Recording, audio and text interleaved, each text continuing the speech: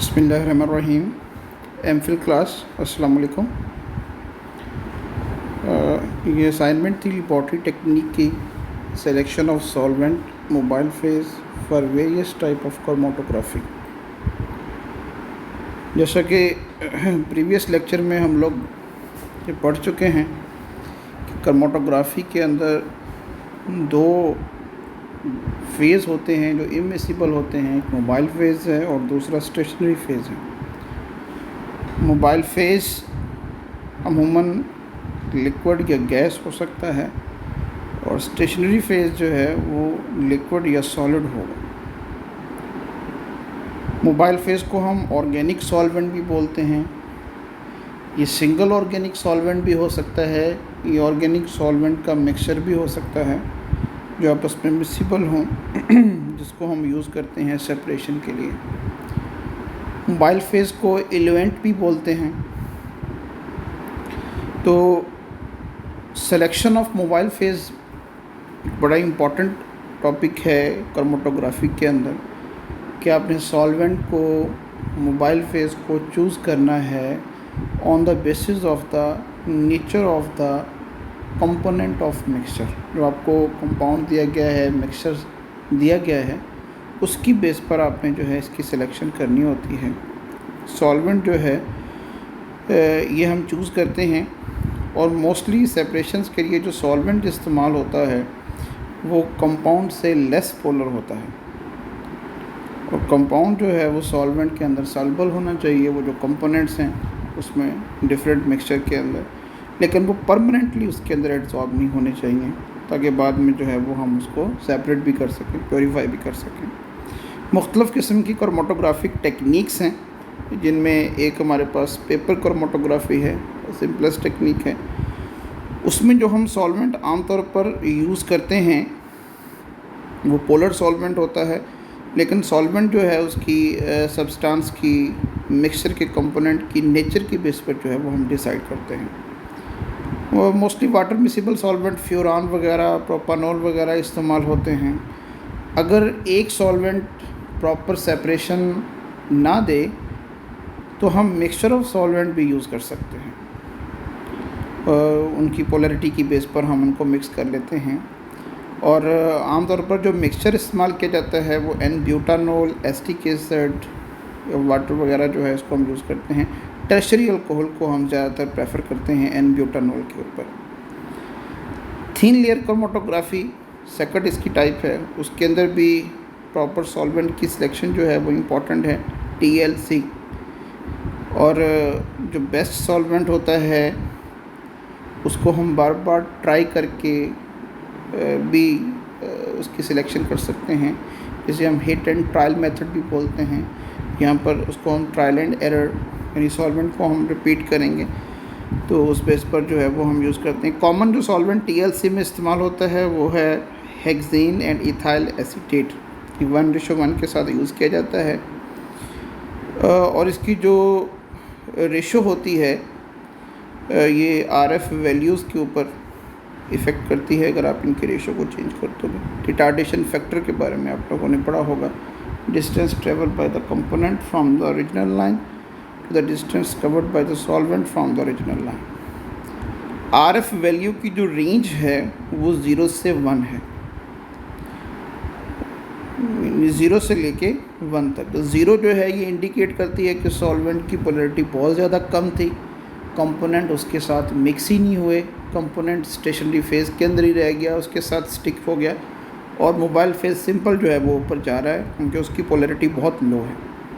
तो फिर RF जो है उसमें वो तो 0 आएगा।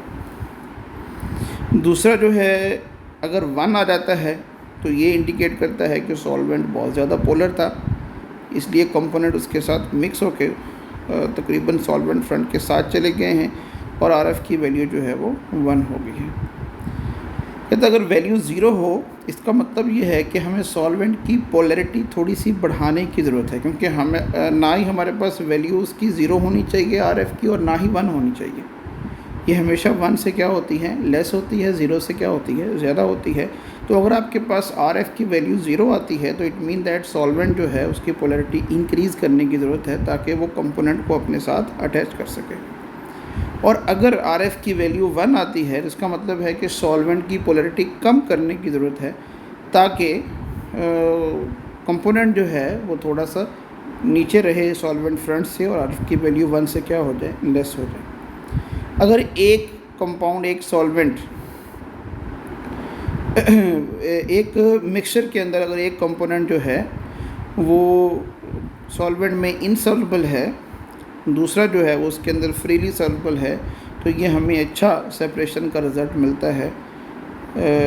मोस्टली जो कंपोनेंट ट्रेवल करते हैं उनकी स्पीड डिपेंड करती है दो चीज़ों पे। अगर कंपाउंड मोबाइल फेज़ में ज़्यादा सॉल्युबल हो तो वो TLC प्लेट के ऊपर बहुत ज़्यादा ऊपर तक मूव कर जाएगा, और अगर वो कंपोनेंट स्टेशनरी फेज़ के साथ ज़्यादा सॉल्युबल हो तो वो उसके साथ ही नीचे रह जाएगा, और इस तरह जो है उसकी मूवमेंट कम होगी, वो ज़्यादा जो है वो क्रोमैटोग्राम के ऊपर मूव नहीं करेगा। नेक्स्ट उसने ये एसिड बेस और स्ट्रांगली पोलर कंपाउंड के लिए कुछ सॉल्वेंट दिए हुए हैं। कहता है एसिड बेस या स्ट्रांगली पोलर जो कंपाउंड हैं ये स्ट्रीक्स प्रोड्यूस करते हैं। स्ट्रीक्स जो होती हैं ये थिन लाइन होती है। आमतौर पर तो हम देखते हैं क्रोमैटोग्राफी के अंदर जब क्रोमैटोग्राम बनता है तो उसके ऊपर वो डॉट बन जाता है, स्पॉट नहीं बनता। यहाँ पर स्ट्रीक थिन लाइन बन जाती है और ये न्यूट्रल सॉल्वेंट में होता है। स्ट्रीक्स जो होती हैं उनका नुकसान ये होता है कि इससे हम RF वैल्यू सही तरह से कैलकुलेट नहीं कर सकते, और ये एक्लूड करती है अदर स्पॉट्स को, उनको भी थोड़ी सी रुकावट बनती है। लेकिन कहता है अगर एसिटिक एसिड और फार्मिक एसिड थोड़ा सा इसमें डाल दिया जाए तो फिर ये जो स्ट्रीक्स होती हैं थोड़ी सी करेक्ट की जा सकती हैं। सिमिलरली अगर जो बेस है उसमें हम कुछ परसेंटेज ट्राईथाइलामाइन की ऐड करके उसके रिज़ल्ट को इम्प्रूव कर सकते हैं।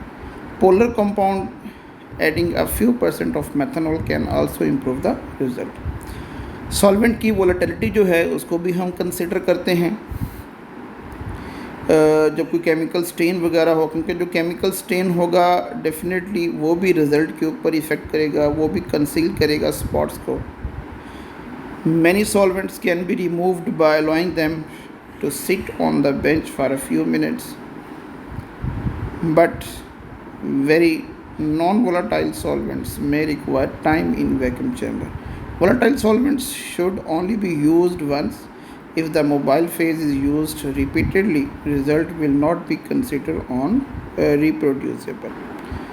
सॉल्वेंट की वोलेटिलिटी के हवाले से वो बता रहा है कि अगर सॉल्वेंट बहुत ज़्यादा वोलेटाइल है तो हमें सॉल्वेंट बार बार उसमें जो है वो ऐड करना पड़ेगा, और इस तरह रिपीटेडली अगर सॉल्वेंट को हम यूज़ करेंगे तो हमारा रिज़ल्ट जो है वो इतना फ्रूटफुल नहीं होगा। इसलिए सॉल्वेंट की वोलेटिलिटी को भी हमने माइंड में रखना है कि वो बहुत ज़्यादा वोलेटाइल भी नहीं होना चाहिए कि हमें बार बार सॉल्वेंट जो है उसको ऐड करना पड़े, उससे भी हमारा रिज़ल्ट जो है वो इफ़ेक्ट होता है।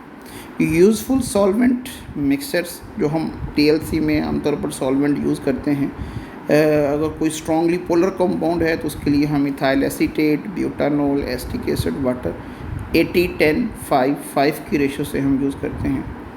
और अगर कोई स्ट्रांगली बेसिक कंपाउंड है तो उसके लिए हम 10% ammonium hydroxide in methanol and make 1 to 10% mixture of this in dichloromethane, ये हम मोस्टली जो है वो यूज़ कर सकते हैं। ये यूज़फुल सॉल्वेंट हैं जो TLC में इस्तेमाल होते हैं। थर्ड वन हमारे पास है कॉलम क्रोमैटोग्राफी। कॉलम क्रोमैटोग्राफी जो है इसके अंदर कहता पोलैरिटी ऑफ सॉल्वेंट जो है ये मैटर करती है। जो हम कॉलम में से पास करते हैं ये रिलेटिव रेट्स को इफ़ेक्ट करती है। जो जिस कंपाउंड में से हम उस सॉल्वेंट को पास कर रहे हैं, जिसकी हम सेपरेशन कर रहे हैं, उसके ऊपर पोलैरिटी का इफ़ेक्ट होता है। पोलर सॉल्वेंट ज़्यादा इफ़ेक्टिवली कम्पीट करते हैं with polar molecules of a mixture, क्योंकि लाइक डिज़ोल्व लाइक है, तो पोलर सॉल्वेंट जो है उसमें से पोलर कंपोनेंट को एब्जॉर्ब करके वो अपने साथ जो है वो सेपरेट कर लेगा और ज़्यादा बेहतर जो है वो आपको रिज़ल्ट देगा। अगर सॉल्वेंट बहुत ज़्यादा पोलर हुआ तो वो हाईली पोलर मॉलिक्यूल जो हैं, हाईली पोलर सॉल्वेंट जो है वो मूव करेगा even highly polar molecules rapidly through the column. अगर सॉल्वेंट जो है वो ज़्यादा पोलर है तो उसकी मूवमेंट ज़्यादा रैपिड होगी और हमें प्रॉपर जो है वो ज़्यादा सेपरेशन नहीं होगी, क्योंकि हमने मोबाइल फेज़ जो है उसको जब उसमें से पास करना है तो हमने उसमें से कंपोनेंट्स को सेपरेट भी करना होता है, क्योंकि क्रोमेटोग्राफी जो है ये सेपरेशन टेक्निक भी है। तो proper choice of elevating solvent is thus crucial to the successful application of column chromatography as a separation technique. Often a series of increasingly polar solvent systems are used to elevate the column. Less polar solvent जो है उसको पहले हम use करते हैं, वो less polar compound को अपने साथ वहाँ से elevate करेगा। उसके बाद लेस पोलर कंपाउंड जब सेपरेट हो जाता है कॉलम में से तो फिर हम ज़्यादा पोलर सॉल्वेंट यूज़ करके दूसरा जो मोर पोलर कंपाउंड है उसको हम सेपरेट आउट वहाँ से कर लेंगे। फोर्थ वन हमारे पास है हाई परफॉर्मेंस लिक्विड क्रोमेटोग्राफी, जिसे हम HPLC बोलते हैं। इसमें भी सॉल्वेंट की सिलेक्शन जो है मोबाइल फेज़ की HPLC के अंदर की कंपोनेंट है ऑफ मेथड फॉर डेवलपमेंट। यहाँ पर हम डिस्कस करेंगे कुछ इसेंशियल पॉइंट्स, कुछ इंपॉर्टेंट पॉइंट कि सॉल्वेंट को किस बेस पर जो है वो हम चूज़ करते हैं। HPLC थोड़ी सी जो है वो ज़्यादा कॉस्टली टेक्निक है। उसके लिए हम जो सॉल्वेंट इस्तेमाल करते हैं सबसे पहले हम उसकी कॉस्ट का भी अपने माइंड में रखते हैं कि what will be the cost of the solvent. ये इंपॉर्टेंट कंसिडरेशन है HPLC में, क्योंकि इसके अंदर सुपीरियर प्रायोरिटी ग्रेड का हमें सॉल्वेंट चाहिए होता है। It is common to see dozens of HPLC system operating through the clock in large laboratories. This means consumption of high grade solvent in bulk quantities.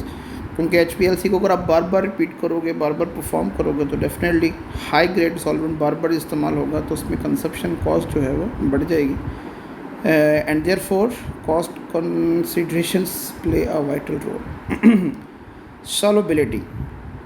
The sample should be completely soluble in the mobile phase. Slightly insolubility will result in the phase separations or suspension which will contribute to the operational system। ठीक है, solubility proper होनी चाहिए। जो भी mobile phase use करो उसमें component completely soluble होना चाहिए। Absorbance है, generally the detectors used in HPLC are based on the absorbance of light by sample concentrations। The intrinsic absorbance यानी जो सॉल्वेंट की एब्जॉर्बेंस है इसके अंदर मोबाइल फेज़ की, वो कंपोनेंट के साथ जो सिलेक्टेड वेवलेंथ है उस रेंज में नहीं होनी चाहिए ताकि वो उसके साथ इंटरफेयर ना करे।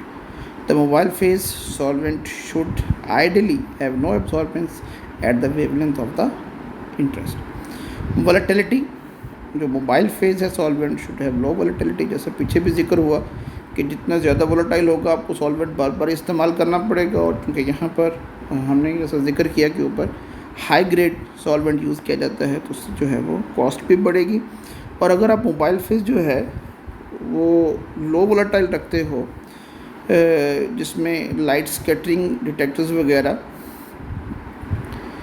High volatile solvents can lead to compositional change in mobile phase composition, overuse and storage. This can lead to poor reproductivity of the chromatogram.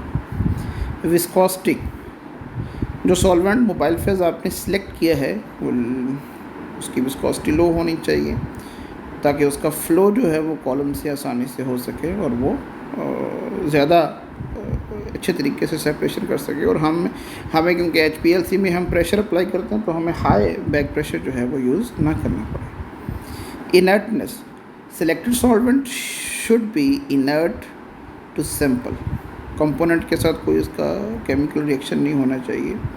Column packing and column material, column के साथ भी या column के अंदर जो material आपने fill किया जैसे एलुमिना सिलिका वगैरह हम फिल करते हैं उनके साथ कोई इंटरेक्शन नहीं होना चाहिए। Any reactivity with any of these components can lead to formation of precipitate, gases or other reactions products which can upset the system performance. Solvent should not form separate phase on coming in contact with the sample. In other words, they should be completely miscible of the solvent. Water is also important component of reverse phase, क्योंकि पानी को भी हम as a solvent के तौर पर इस्तेमाल कर लेते हैं और ये भी एक इम्पॉर्टेंट जो है वो मोबाइल फेज़ है। या तो हम इसको अकेला किसी की कम्बिनेशन के साथ यूज़ करते हैं with other solvent, mostly organic solvents के साथ हम इसको यूज़ कर लेते हैं जो इसके अंदर सॉल्युबल हों, या फिर कहता है जो है इसको हम एज अ बफर मीडिया के तौर पर भी इस्तेमाल करते हैं। बाद दफ़ा पीएच को भी मेंटेन करने की ज़रूरत होती है। Water purification systems are commercially available. The water generally by of such system should be used at the earliest possible so that its quality does not degrade over the storage period। ठीक है, पानी जो है, water जो है वो purify form में हमें यूज़ करना है। वाटर की क्वालिटी जो है वो अच्छी होनी चाहिए, वो डिग्रेड ना हो कि उसको हम स्टोर करें तो पानी जो है वो डिग्रेड हो जाए। फिफ्थ वन है gas liquid chromatography, GLC, gas liquid chromatography. The mobile phase is an inert gas such as helium. The mobile phase carries the sample mixture through what is referred to as stationary phase. The stationary phase is usually chemical that can selectively attract component in a sample mixture. इसमें क्या होगा, इसमें जो stationery phase होगा वो हम selectively use करेंगे जो एक कंपोनेंट को अपने साथ इंटेक्ट करें। ठीक है, सिलेक्टिविटी का वर्ड हमने यूज़ किया है। तो बाकी दूसरा जो कंपोनेंट होगा डेफिनेटली वो अपने मोबाइल फेज़ के साथ जो है वो मूव करेगा। इसमें हम गैस जो है वो as a mobile phase use करते हैं, कोई केमिकल होगा लिक्विड जो कि हम एज अ स्टेशनरी फेज़ के तौर पर यूज़ करेंगे। ठीक है जी, थैंक यू वेरी मच।